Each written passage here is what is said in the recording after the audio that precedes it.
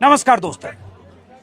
मोदी सरकार ने सोनम वांगचुक के अनशन को खत्म करने के लिए वही तरीका अख्तियार किया जिस तरीके को अख्तियार करने के लिए वो जानी जाती है सरकार, और जो उसकी फितरत है। वो तरीका अनशन और आंदोलन को खत्म करने के लिए पुलिस का इस्तेमाल करो, किसी प्लानिंग और साजिश के तहत अनशन को खत्म करने के लिए तड़के पहुंचो, लीडर्स को उठाओ, अनशन पर जो बैठा है उसे उठा कर ले जाओ, हाई कोर्ट के किसी ऑर्डर का हवाला दो, सेहत का हवाला देकर अस्पताल ले जाओ। लेकिन वो सरकार ये कर रही है जिस सरकार को सोनम वांगचुक की सेहत की अगर थोड़ी भी चिंता होती तो 20 दिनों के भीतर कोई न कोई सरकार का नुमाइंदा, मंत्री, सांसद कोई भी आता। लेकिन दिल्ली पुलिस आई, और दिल्ली पुलिस को सीधे प्रधानमंत्री मोदी और अमित शाह और उनकी सरकार से इसलिए जोड़ रहा हूं क्योंकि दिल्ली पुलिस अमित शाह के अधीन है, दुनिया जानती है। पुलिस ने क्या किया, इसी स्टेज पर सोनम वांगचुक बैठे थे, अनशन का आज 21वां दिन था, सेहत उनकी गिर रही थी जिसकी चिंता सरकार को कतई नहीं थी। लेकिन सुबह 7 बजे पुलिस बल में वो लोग आए जो सादे ड्रेस में थे, कुछ डॉक्टर की तरह दिख रहे थे, और जबरन यहां से ले गए सोनम वांगचुक को, यह कहकर कि इलाज जरूरी है, बातचीत जरूरी नहीं है, संवाद जरूरी नहीं है, आंदोलनकारियों की बातों पर कान देना जरूरी नहीं है। लेकिन 21वें दिन उठाना जरूरी था क्योंकि 2 दिन बाद 20 जुलाई की तारीख आ रही थी, मानसून सत्र का पहला दिन था, और यहां से अगर मार्च होता तो सरकार की जान सांसत में होती। तो तरीका वही अख्तियार किया। हमारे साथ हैं योगेंद्र यादव, मैं कहूंगा आंदोलन जीवी। योगेंद्र यादव जी, आपका स्वागत है। क्योंकि ये ठप्पा, ये तमगा इन्हें प्रधानमंत्री मोदी से मिला है। आंदोलन कहीं भी हो, योगेंद्र यादव पहुंचते हैं, और योगेंद्र यादव और ऐसे तमाम लोग पहुंचते हैं। ऐसे लोगों के लिए उन्होंने कहा आंदोलन जीवी। तो हम भी ऐसे लोग हैं कि आंदोलन जहां होता है उसको कवर करने पहुंचते हैं। तो आज मुझे लगा कि यहाँ इस मंच पर जो लोग हैं उनकी बात आप तक पहुंचनी चाहिए। पहले योगेंद्र जी, आप इस मंच पर पहले भी आए थे। जी जी, आज भी आए। पहले जब आए तो सोनम वांगचुक यहाँ मंच पर थे, आज आप आए तो मंच खाली है। हालांकि पता चला कि शायद अभिजीत दीपके ने कहा है कि वो बैठेंगे, वो बैठ चुके हैं। वो कब तक बैठेंगे ये अभी दिल्ली पुलिस तय करेगी। जैसे अगर सोनम वांगचुक को उठाकर ले जा सकती है तो उन्हें भी उठाकर ले जा सकती है। हम ये नारा दिया करते थे ना, जब जब सरकार डरती है पुलिस को आगे करती है। बिल्कुल वही खेल हुआ है जो आज सुबह हुआ है। शर्मनाक है, कायराना है और गैर कानूनी है। गैर कानूनी इसलिए है कि हाईकोर्ट के ऑर्डर में कहीं नहीं लिखा था कि आप जबरदस्ती उठा के ले जाओ। गैर कानूनी इसलिए है कि सोनम वांगचुक के मेडिकल वाइटल्स बिल्कुल ठीक थे। वाइटल्स किसके खराब थे? मोदी सरकार के वाइटल्स डाउन थे, सोनम वांगचुक के नहीं। कायराना इसलिए है कि आपने देखा होगा चादर लगा दी सामने, उसके तो आप ढकने के लिए, मतलब इससे शर्मनाक चीज क्या होगी कि आपने चादर का पर्दा बनाया, पीछे से उस आदमी को घसीटते हुए लेके गए, सामान की तरह आप ले गए। सामान की भाई तरह अगर वो घसीटते उनकी हुए सेहत उस इतनी आदमी खराब थी, स्ट्रेचर पर ले जाते, एक प्रोटोकॉल होता है कि एम्बुलेंस लेके एम्बुलेंस आइए, लेके आपको कीजिए। अगर आपको इतनी चिंता, और भैया इतनी चिंता है जो आपने कहा, बात कर लो ना। आप कह देते कि चलिए इस्तीफा नहीं, मगर बात करने हम आ रहे हैं, और आप कृपया अपना पास रोक दीजिए, हम आपसे बात करेंगे। भाई एक सांसद को, एक मंत्री को भेज देते कि हम बात करने आए। भाई कहने के लिए तो होता कि सरकार ने संवाद का दरवाजा खोला और किसी को भेजा। तो ये अहंकार की पराकाष्ठा है बिल्कुल। और मैं समझता हूं कि इस देश में जब जब इस तरह का अहंकार हुआ, जनता ने उसका जवाब दिया। सर देखिए, मैं तो समझता हूं कि पहली जीत इस आंदोलन की हुई। क्यों?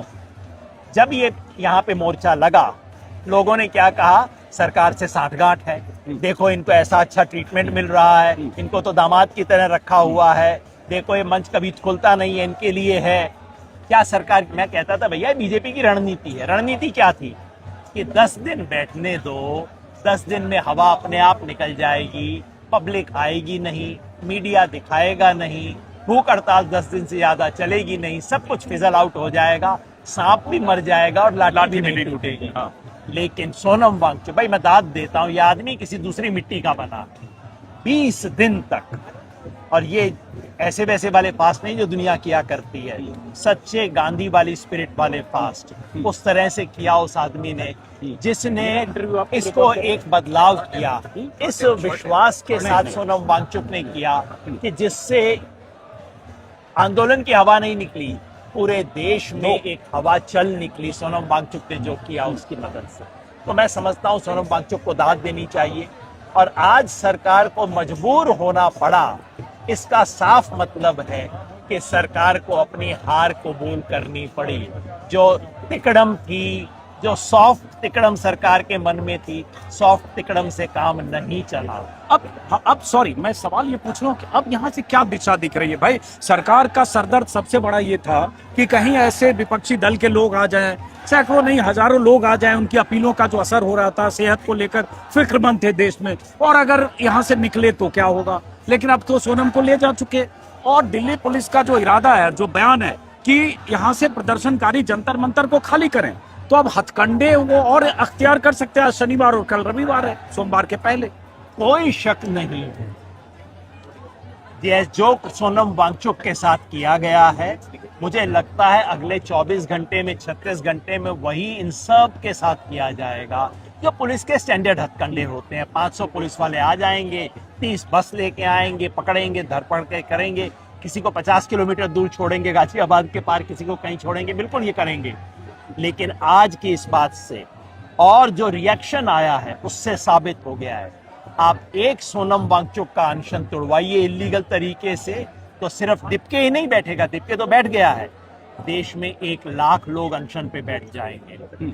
आप इस जंतर मंतर को तोड़ लीजिए पुलिस की मदद से, है आपके पास सरकार की ताकत, इस देश के हर शहर में जंतर मंतर खुल जाएगा। और ये जो आंदोलन अब तक सिर्फ धर्मेंद्र प्रधान के इस्तीफे तक सीमित था, छोटी मांग थी, अब मामला बढ़ गया है। युवाओं ने घोषित किया है कि अब तो प्रधानमंत्री का इस्तीफा मांगेंगे। अब जो दिनकर की पंक्ति है ना, याचना नहीं अब रण होगा, अब रण होगा, मतलब कोई हिंसक नहीं भाई, वो अभी शुरू हो जाएंगे अर्बन नक्सल। लेकिन ठीक है, ये दिनकर सिंहासन खाली करो, जनता आती है, याचना नहीं रण होगा, सब उनकी लाइनें हैं। दिनकर कहते थे याचना नहीं अब रण होगा। अब रण होगा इस एजुकेशन सिस्टम से जो शिक्षा नहीं दे रहा, इस इकोनॉमिक सिस्टम से जो रोजगार नहीं दे रहा, और इस पॉलिटिकल सिस्टम से जो जवाब नहीं दे रहा, संवाद नहीं कर रहा, बात नहीं कर रहा, इस अहंकार के खिलाफ अब इस देश का युवा खड़ा होगा। ये बताइए, मैं एक थोड़ा सा उलट सवाल पूछता हूँ, ऐसा तो नहीं कि इस आंदोलन को जितना विस्तार के तौर पर आप देख रहे हैं कि देश भर में जंतर मंतर हो जाएगा, देश भर में आंदोलन हो जाएगा, कुछ ज्यादा एंटिसिपेट तो नहीं कर रहे हैं? देखिए, इस देश का इतिहास है, बाकी तो भविष्य वक्ता तो मैं हूं नहीं, ये काम तो मैं करता नहीं, लेकिन आपको एक राज की बात बता दूं। कल आधी रात को मैं अभिजीत दिपके के पास बैठा था और वो कह रहे थे 20 तारीख को ऐसा होगा, 20 तारीख को हम ऐसे आगे जाएंगे, ये आगे सबसे आगे सोनम होंगे। मैंने कहा कुछ नहीं होगा ऐसा, अगले 24 घंटे में ये सोनम को उठा के लेके जाएंगे, क्योंकि ये इनका धंधा है। बिल्कुल, स्टैंडर्ड ये 2 दिन से मैं यही कह रहा था कि ये होने वाला है, ये तो होना भाई। ही था। इसी माफ करें, बीच में बोला था कि दर्शक को रिकॉल रहे, इसी जंतर मंतर पर योगेन जी, महिला पहलवान, ओलंपियन बेटियां विनेश फोगाट, संगीता फोगाट को यहीं पर घसीटे जाते हमने देखा है। जब उन्होंने संसद जाने का ऐलान किया, सड़क पर गिराकर 4 पुलिस वाली महिलाएं उनके ऊपर, और उसके बाद कैसे ले गए और उनके तंबू कनात उखाड़ दिए। तो ये इनकी फितरत का तो हम सब अंदेशा है जी। एक मिनट, हाँ बिल्कुल, तो ये सब तो होगा, हाँ। लेकिन मुझे विश्वास है। आपको एक छोटी चीज कहता हूं, सोनम वांगचुक ने परसों अपना वीडियो पोस्ट किया, वीडियो को कितने लोगों ने देखा? मैंने सुबह तक देखा, 14 करोड़ लोगों ने उस वीडियो को देखा है। 14 करोड़। अच्छा, मुझे 14 करोड़ मतलब 141 मिलियन। अच्छा जी, मैंने ये कोई साधारण चीज, आप कहेंगे कि हाँ ये तो सोशल मीडिया है, बिल्कुल है, पर बॉट्स नहीं है, कोई खरीदे हुए वो लाइक्स और ये सब नहीं है, लोगों की भावना है। और ये भावना, जब वो युवा व्यक्ति बैठा हुआ भागलपुर में, गुंटूर में, सोलापुर में बैठा देख रहा होगा कि ये किया है सोनम सर के साथ, उसके मन में आक्रोश होगा, और वो उसे व्यक्त करने के लिए, आप देखिए देश में से कई जगह से खबर पिछले 2-3 दिन से आनी शुरू हो गई है। लोगों ने अपने अपने मंच बना लिए। इतना भव्य जंतर मंतर नहीं बनेगा, लेकिन आप देखते जाइए, देश में जगह जगह पे जंतर मंतर जैसे प्रोटेस्ट होंगे, और ये करना इस सरकार के लिए भारी पड़ेगा। अब तो एक सवाल है दो तरीके होते हैं। एक होता है एक बहुत बड़े आंदोलन होते हैं और वो किसी पॉलिटिकल पार्टी पर कल्मिनेट होते हैं, चाहे 77 में हुआ हो, 75-77, चाहे वो अन्ना आंदोलन हुआ हो, और अलग अलग जगहों पर, अलग अलग राज्यों में रीजनल लेवल पर भी। और दूसरा होता है पॉलिटिकल पार्टी आंदोलन करती है, सीधे जो पॉलिटिकल पार्टी है, जैसे कहें तो कांग्रेस भी जगह जगह प्रदर्शन कर रही है। कल राहुल गांधी की बहुत बड़ी सभा देहरादून में हुई, एनएसयूआई ने कई राज्यों में किया। इस आंदोलन में डायरेक्ट विपक्ष उस तरह से नहीं है, हाँ कुछ समर्थन मिल रहा है, कुछ सांसद आ रहे हैं। इसकी परिणति क्या देखते हैं? कहीं ऐसा तो नहीं कि 2 दिन में यहाँ से सबको उठा लें और उसके बाद पुलिस जिस तरह से बल प्रयोग करती है 10 दिन 20 दिन में धीरे धीरे धीरे धीरे ये चीजें दब जाए? पुलिस तो बल प्रयोग करेगी। आप मान के चलिए, आपको 24-48 घंटे में दोबारा यहाँ आना पड़ेगा दिखाने के लिए कि ये जंतर मंतर अब पूरा खाली कर दिया गया पुलिस के द्वारा। ये सब तो होगा, मैं मान के चलता हूँ, आज नहीं तो 20 तारीख को होगा, ये तो सब होगा। लेकिन जिस तरह से सरकार को अब तक अपनी कैलकुलेशन भारी पड़ी है, जो सरकार ने सोचा था प्यार से पुचकार के बच्चों को बैठा दो यहाँ पे 10 एक दिन में सब खत्म हो जाएगा, भारी पड़ गया। उसी तरह से ये सोचना कि जंतर मंतर को तोड़ लेंगे, कुछ नहीं होगा, अपने आप डिसिपेट हो जाएगा, ये फिर भारी पड़ेगा। रही बात पॉलिटिकल पार्टीज की, देखिए जब देश में इतना बड़ा कांड होता है जो कि ये लीक वाला हुआ है, सब लोग खड़े होंगे। हर पार्टी का हक है, हर पार्टी का कर्तव्य है कि वो खड़ी हो। कांग्रेस ने कल देहरादून में बहुत शानदार अपनी रैली की है। मैं समझता हूँ ये सीपीआई एमएल के लोग और आइसा के लोग पहले दिन से खड़े हैं, वो लड़ रहे हैं। एनएसयूआई ने न जाने कहां कहां पे प्रोटेस्ट किए हैं, और ये भी है, मैं इनमें कोई कंपटीशन नहीं देखता। ये सब इस डिक्टेटोरियल सिस्टम के खिलाफ अलग अलग तरीके के प्रोटेस्ट है, और जनता के मन में ये सब चीजें एक हैं। आपको अलग अलग मंच दिखाई देते हैं, हमें झंडे दिखाई देते हैं, लेकिन जनता के लिए सब एक है। ये तानाशाही व्यवस्था के विरुद्ध जनता की हुंकार है जो मजबूत होगी।